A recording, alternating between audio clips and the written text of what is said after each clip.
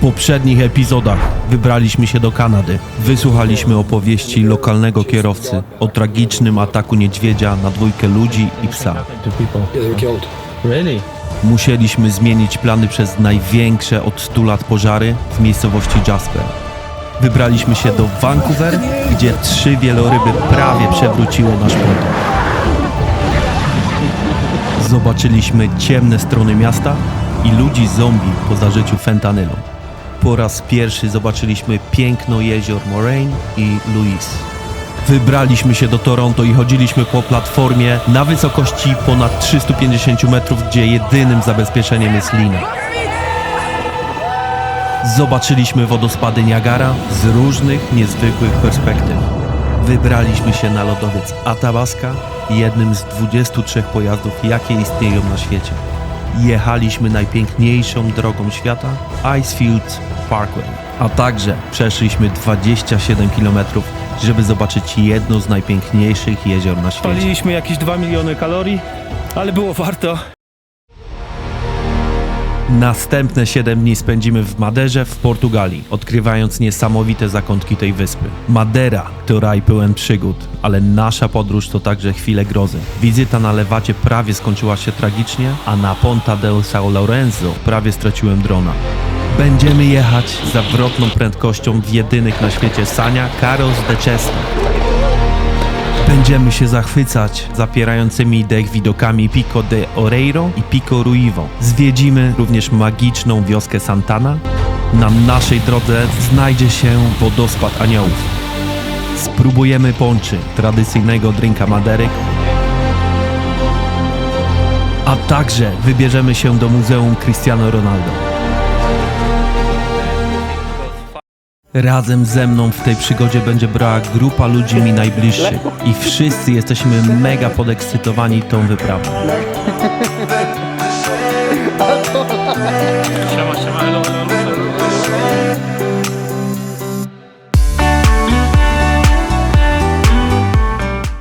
W nocy wylądowaliśmy na jednym z najbardziej niebezpiecznych lotnisk na świecie. Złapaliśmy taksi z lotniska i po około 20 minutach dotarliśmy do naszej willi. Willa miała wystarczająco sypialni dla 4 par, basen, a nawet boisko do piłki. Mieliśmy widok na ocean, a także na miasteczko Funchal. Koszta za willę rozłożyliśmy na 8 osób, także nie wyszło aż tak drogo. Link do willi znajdziecie w opisie. Następnego dnia wypożyczyliśmy 2 auta, które przywieźli na pod samą willę. Strona, której użyliśmy to Auto Rent a Car, link znajdziecie w opisie. Nasza przygoda rozpoczęła się na jednym z największych szczytów Madery, Pico do Oreiro. Już sama droga na szczyt zapierała dech w piersiach, serpentyny, strome zbocza i chmury kłębiące się wokół nas sprawiały wrażenie, jakbyśmy jechali wprost do nieba. Na miejscu powitał nas surowy, niemal księżycowy krajobraz i widok, który trudno opisać słowami. Góry wyglądały jak fale zastygłe w czasie, a chmury płynęły pod naszymi stopami niczym ocean. Widoczność zmieniała się z minuty na minutę. Raz przed nami otwiera się widok na szczyty tonące w bieli chmur, a chwilę później wszystko wokół znikało w mlecznej mgle. Kiedy wiatr na moment rozwiewał chmury, mogliśmy dostrzec skaliste grzbiety gór i urwiska opadające w dół. Po krótkim postoju ruszyliśmy w stronę Pico Ruivo. a pierwszym punktem na trasie było Ninho da Manta. czyli Gniazdo Mewy. Miejsce to nazwano na cześć kani maderskiej, rzadkiego drapieżnika, który niegdyś gnieździł się na tych wysokościach. Szlak prowadził wśród skalistych grani, a krajobraz zmieniał się z każdym krokiem. To była ta surowa, dzika Madera. Piękna, ale nieprzewidywalna. Droga do najwyższego szczytu Madery, Pico Ruivo, była wymagająca, ale każdy krok wynagradzały widoki, jakich nie sposób doświadczyć nigdzie indziej. Szlak wiódł przez tunel wykuty w skale, strome schody i wąskie ścieżki biegnące tuż nad przepaściami. Na krótką chwilę usiedliśmy na skałach i po prostu patrzyliśmy na ten niezwykły spektakl natury. Był to moment, w którym człowiek uświadamia sobie, jak mały jest wobec potęgi przyrody. W Wśród gęstej mgły naszym oczom ukazało się pole martwych, białych drzew o poskręcanych gałęziach, które sterczały niczym upiorne sylwetki wśród żółto-zielonej roślinności.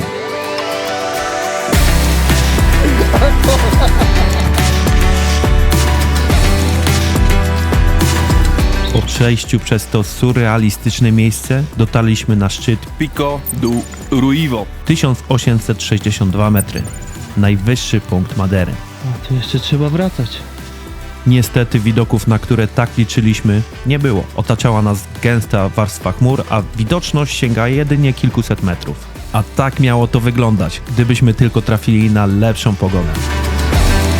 Mimo to samo uczucie bycia na dachu wyspy było wyjątkowe. Droga powrotna była również niesamowita, jednak najbardziej niezwykłym widokiem był efekt halo. Świetlisty okrąg na chmurach, a w jego środku moja własna sylwetka. Jakby natura chciała wynagrodzić nam brak panoram na szczycie. Cała wędrówka od Pico do Oreiro do Pico Ruivo i z powrotem zajęła nam 7 godzin i 25 minut, podczas których pokonaliśmy 12,7 km.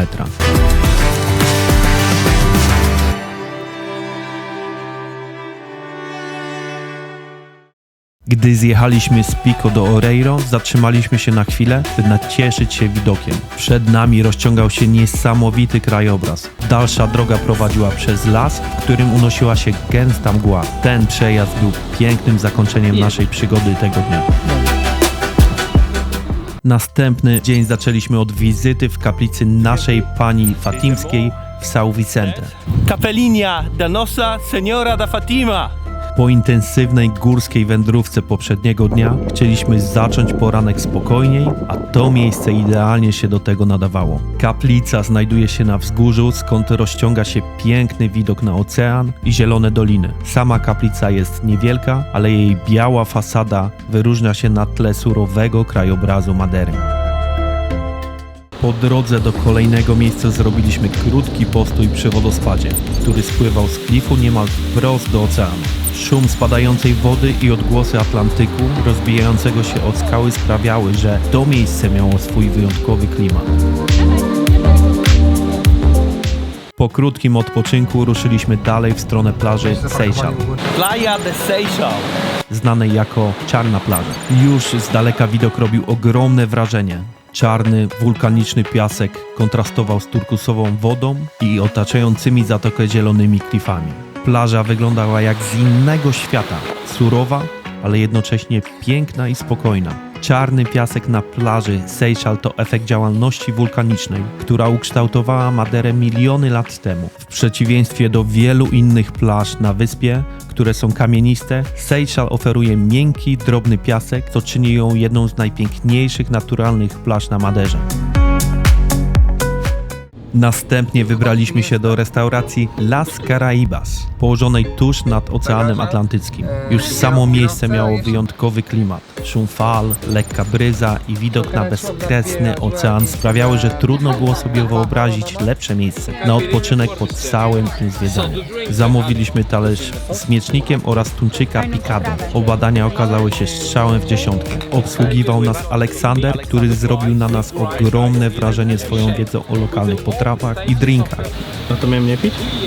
I mam to nagrane. Tak? To jest tak, nas słuchasz. Dajesz, no. Mario Gold nas nie słucha i szczególnie swojej narzeczonej i bardzo mi jest jej żal, szkoda, bo jest świetną kobietą, która zasługuje na pewno na osobę, która by słuchała. Jakie wywody. Następnie jechaliśmy drogą wzdłuż klifu, gdzie można było zauważyć świeżo osunięte kamienie, które chwilę wcześniej spadły z gór na jezdnię. Widok był imponujący, a jednocześnie przypominał, jak dzika i nieprzewidywalna potrafi być natura na Maderze. Naszym celem były naturalne baseny w Porto Moniz, Piscinas Naturalis do Porto Moniz. które okazały się idealnym miejscem na dłuższy relaks, więc spędziliśmy tam kilka godzin. Korzystaliśmy z ciepłego słońca, opalając się na wygodnych skałach i zanurzając w krystalicznie czystej wodzie. Pływanie w tych basenach było niesamowitym doświadczeniem. Nie mogliśmy też odmówić sobie skoków do wody z klifów. Skały wokół basenów miały różne wysokości, więc każdy mógł znaleźć coś dla siebie. Od mniejszych skoków po te bardziej ekstremalne. Podczas pobytu w Porto Moniz mogliśmy dostrzec latarnię morską Porto Moniz, usytuowaną na wyspie Ilhéu Mole. Wejście na teren basenów kosztowało 3 euro za osobę, a obiekt jest otwarty od 8 rano do 19 wieczorem. To zdecydowanie miejsce, które warto odwiedzić, jeśli chce się poczuć bliskość oceanu, ale jednocześnie skorzystać z bezpiecznej, naturalnej przestrzeni do kąpieli. Następnie ruszyliśmy w drogę do kolejnego miejsca, spiesząc się, aby zdążyć na zachód słońca. Mimo naszych starań dotarliśmy na parking odrobinę za późno. Po stromych schodach wspięliśmy się przez jaskinię na punkt widokowy. Miradouro, Ilhéus, da Ribeira, da Janela. Gdy przeszliśmy na drugą stronę, zobaczyliśmy ciemniejący ocean i potężne skalne formacje wyrastające z oceanu.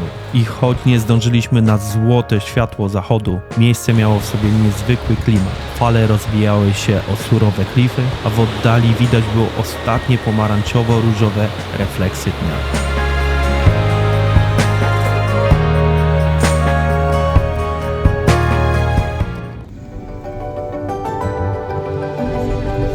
Następnie wybraliśmy się na jeden z najbardziej malowniczych szlaków w Maderze. Levada do Moinho. Miejsce to skrywa tajemnicę dawnych młynów wodnych, które przez setki lat były nieodłącznym elementem życia mieszkańców Madery. Woda spływająca z gór zasilała młyny, które miały kluczowe znaczenie dla lokalnej gospodarki. Mieli z niej zboża i przetwarzali różne surowce. Z każdym krokiem odkrywaliśmy, jak piękno tego miejsca może łączyć się z naturą w jej dzikiej, nieprzewidywalnej formie. Najpierw zanurzyliśmy się w lodowatej wodzie małego wodospadu. Prawdziwa próba odwagi.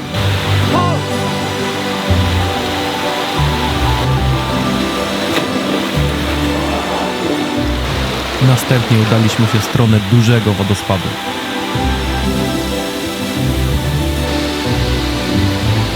Oh, look at that!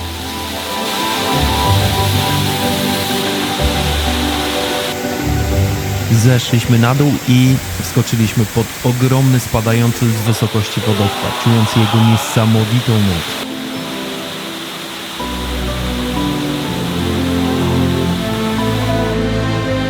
A na koniec prawie zginąłem. W drodze powrotnej pasek od plecaka zapląta mi się w ogrodzenie, straciłem równowagę i byłem o krok od upadku w przepaść. To mogło skończyć się tragicznie. Zwłaszcza, że każdego roku na Levadach ginie kilka osób, a dziesiątki doznaje poważnych obrażeń. Ten szlak jest piękny, ale nie wybacza błędów. Po zakończeniu wędrówki do Levada do Moinho postanowiliśmy udać się do restauracji Sol Dosie. Gdy dotarliśmy na miejsce, pogoda zaskoczyła nas swoją zmiennością. Zaczęło padać naprawdę mocno, co pozwoliło nam poczuć prawdziwą, nieprzewidywalną pogodę Madery. Na Maderze pogoda zmienia się dosłownie z godziny na godzinę. Raz słońce, raz deszcz, ale zawsze z niesamowitym klimatem. W restauracji zamówiliśmy różne potrawy. Filet z ryby z frytkami, warzywami i bananem. Maki wybrał chicken.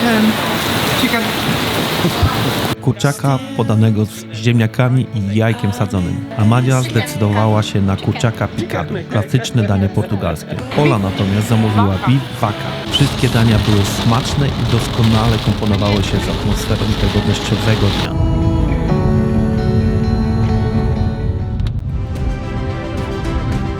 Udaliśmy się do kolejnego miejsca, a po drodze deszcz nie przestawał padać. Dotarliśmy w końcu do wodospadu Aniołów. Zaskakujący jest fakt, że wodospad nie jest łatwo dostępny. Znajduje się w wąwozie, do którego prowadzi wąska, kamienista droga. Kiedy deszcz jest intensywny, jak miało to miejsce podczas naszej wizyty, woda w wodospadzie może zyskać brązowy kolor. Był to efekt intensywnych opadów, które sprawiły, że woda z gór spływała z dużą ilością mułu. W oddali można było dostrzec ogromną brązową plamę na oceanie, gdzie woda rozprzestrzeniała się, mieszając z morzem.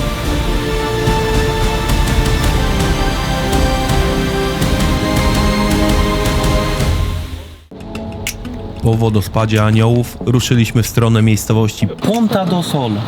która słynie z przepięknych, kolorowych domów.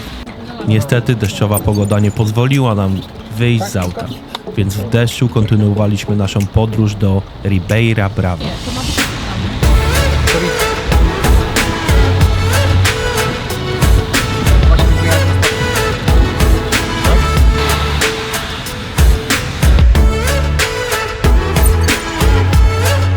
Po drodze przejechaliśmy przez jaskinię, a zaraz za nimi dotarliśmy do portu. Zatrzymaliśmy się tam na chwilę, ale po krótkim czasie znów zaczęło padać, więc nie spędziliśmy tam zbyt dużo czasu. Chcieliśmy jednak zobaczyć miejscowość z góry, więc zatrzymaliśmy się na punkcie widokowym. Ribeira Brava ukazała się nam w deszczu, ale wszystko było szare i ponure. Bo karkówka jest do wczoraj, nie? Po drodze do następnego miejsca w aucie nie obyło się bez słuchania portugalskiego disco polo, które wprowadziło nas w trochę bardziej wesoły nastrój mimo deszczowej pogody. Następnym miejscem był punkt widokowy Cabo Girao. który wznosi się na wysokości 589 metrów. Niestety pogoda nie sprzyjała, było pochmurno, a wokół unosiła się gęsta mgła. Zapytaliśmy obsługę, czy warto udać się na punkt widokowy i potwierdzili, że w takich warunkach nie ma sensu, ponieważ nie widać absolutnie nic. A tak by to wyglądało w słoneczny dzień. Następny dzień nie mógł zacząć się lepiej. Wstaliśmy do niesamowitego widoku na Atlantyk, który rozciągał się przed nami, palmowa roślinność w tle, a nad horyzontem pojawiła się tęcza, tworząc prawdziwie magiczną scenerię. To był idealny początek dnia, który zapowiadał kolejne niezapomniane przygody na Maderze. W ten dzień podzieliliśmy się na dwie grupy. Męska część wybrała się do Muzeum Cristiano Ronaldo, Lechu? Siema, hello. Podolski? natomiast żeńska udała się do malowniczej miejscowości Santana. W drodze do muzeum zobaczyliśmy dom rodzinny Cristiano Ronaldo, który znajdował się niedaleko samego muzeum. Przed muzeum znajduje się pomnik Cristiano Ronaldo, przy którym, jak się okazuje, jest wręcz obowiązkiem zrobienie zdjęcia. Wstęp do muzeum kosztuje 5 euro za osobę. Miejsce to doskonale pokazuje, jak dużo jest w stanie osiągnąć jedna osoba.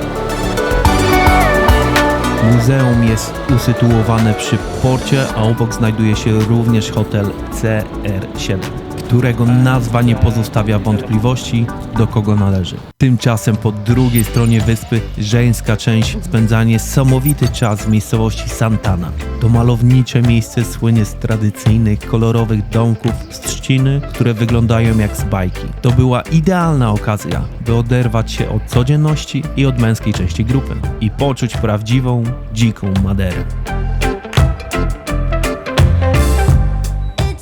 Następnym miejscem, które odwiedziliśmy, było Ponto de São Lourenço.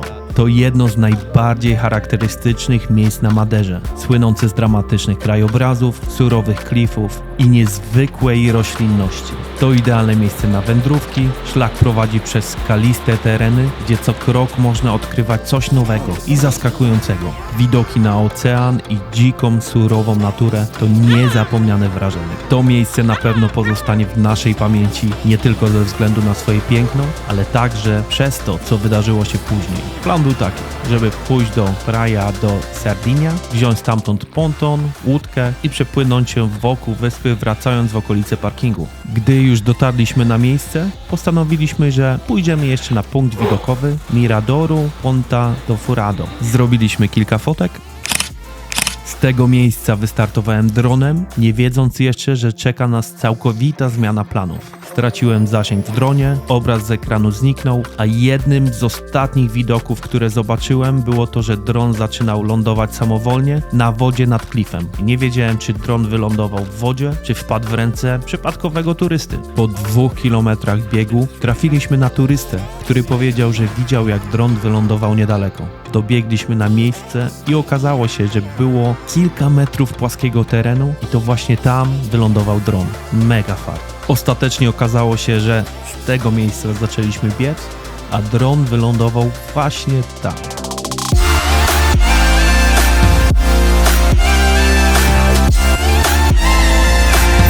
Tymczasem pozostałe 6 osób złapało łódkę i podziwiało widoki wokół wyspy.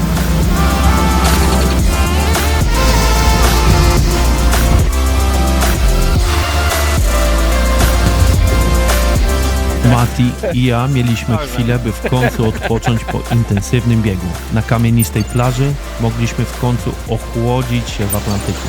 tego miejsca chciałem podziękować Matiemu, który zaoferował, że będzie szukał drona ze mną i zrezygnował z wycieczki łódką wokół wyspy. Szacun. Po wizycie w São Lorenzo wybraliśmy się na plażę Machico, jedną z niewielu piaszczystych plaż na Maderze. Niestety pogoda postanowiła nas zaskoczyć. Zaczęło padać, więc nie mogliśmy skorzystać z uroków plaży, tak jak planowaliśmy. Zdecydowaliśmy się więc na szybki posiłek w restauracji tuż przy plaży, aby choć przez chwilę odpocząć. Następnie udaliśmy się pod pomnik Chrystusa Króla.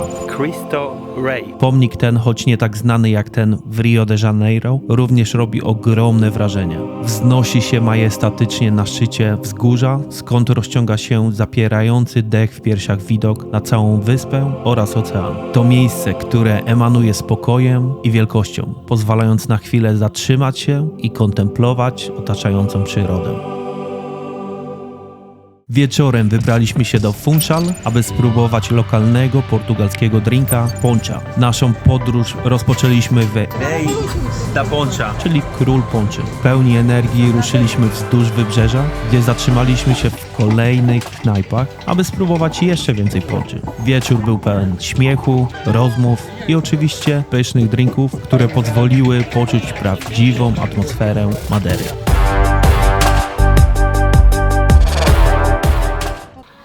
Następny dzień rozpoczął się od próbowania Pastel de nata. tradycyjnego portugalskiego ciastka z kremem waniliowym. Beautiful. Lechu. Hero, babe.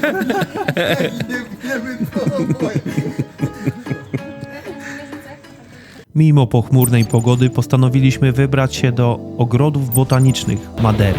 Dotarliśmy pod Esplanada Teleférico.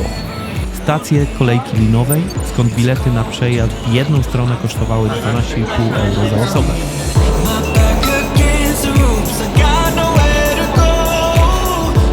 W drodze podziwialiśmy piękne widoki, które rozpościerały się na okoliczne góry oraz miasto Funchal. Kolejka linowa zawiozła nas na szczyt, a stamtąd poszliśmy po bilety do ogrodów botanicznych. Po zakupie biletów zjechaliśmy kolejną kolejką linową w dół w stronę ogrodów, po drugiej stronie góry.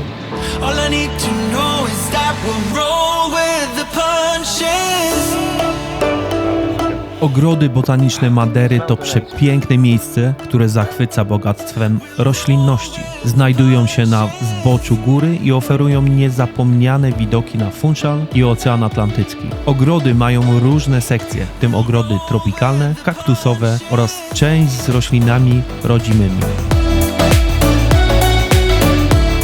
Spacerując po alejkach ogrodów, można podziwiać rośliny z całego świata, a także liczne rzeźby i fontanny. To doskonała okazja, aby poczuć spokój i harmonię z naturą.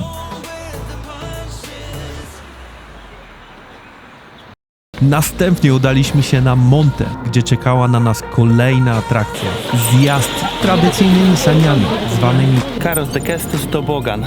są to wiklinowe sanie osadzone na drewnianych saneczkach, używane od XIX wieku jako środek transportu z górskich terenów Monte do Funchal. Obecnie stanowią popularną atrakcję turystyczną. To jedyne takie miejsce na świecie, gdzie można spróbować tego niezwykłego doświadczenia. Zjazd trwa około 10 minut, a prędkość to nawet 38 km na godzinę. Prowadzą je dwaj mężczyźni zwani Carreiros, ubrani w białe stroje i kapelusze smokowe. Używają oni specjalnych butów z gumowymi podeszwami, aby kontrolować prędkość i bezpieczeństwo zjazdu. Koszt zjazdu dla dwóch osób to 35 euro.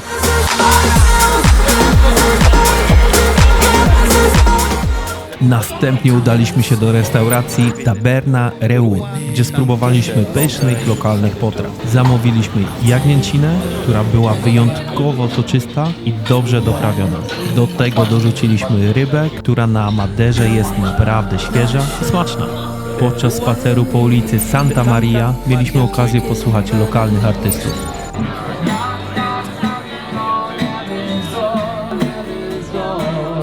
Zatrzymaliśmy się przy różnych muralach, podziwiając sztukę, która sprawia, że ulica Santa Maria to miejsce pełne kolorów i życia.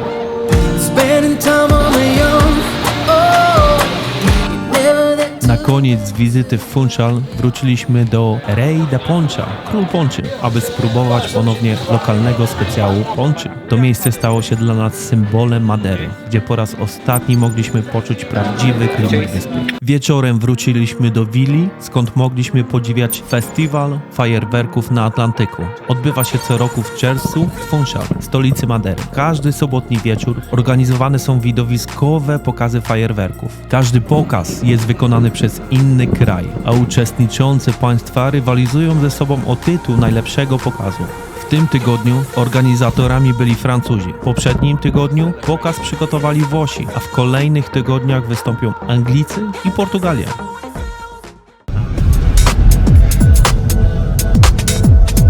Następnego dnia udaliśmy się na lotnisko w Maderze, znane jako lotnisko Cristiano Ronaldo. To miejsce jest wyjątkowe, ponieważ znajduje się na liście najbardziej niebezpiecznych lotnisk na świecie. Na lotnisku w Maderze zobaczyliśmy jeszcze pomnik Cristiano Ronaldo. Dodatkowo zwróciła naszą uwagę podłoga, na której znajdowały się wzory fal, podobne do tych, które można zobaczyć w Lizbonie lub na plaży w Rio de Janeiro w Brazylii. A, i zapomniałbym, i jeszcze byliśmy świadkami ciekawej sytuacji, co niektórzy spędzają czas inaczej, pijąc wino z długopisem prosto z butelki. Lotnisko jest znane z krótkiego pasa startowego, który prowadzi wprost nad oceanem, co sprawia, że starty i lądowania samolotów są niezwykle spektakularne i ekscytujące.